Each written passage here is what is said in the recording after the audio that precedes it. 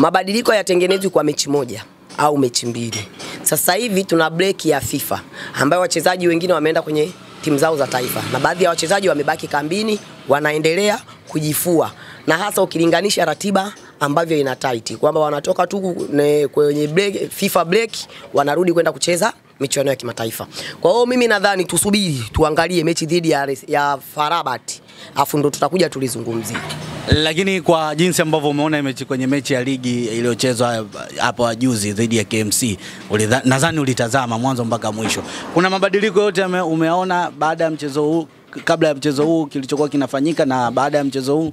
Nilichokiona ni mpira ambao Young Africans alikuwa anaupiga kipindi cha Gamondi ndio umerejea, kwa sababu ulipotea hapa katikati kwenye kipindi cha Roman Falls. Kwa hiyo swala la match fitness pia bado ni swala ambalo tunaliimba kwamba fitness ya wachezaji bado iko chini. Pamoja na kwamba wamerudisha ile rhythm ya kuanza kupiga pasi, bado fitness ya wachezaji haiko sawa.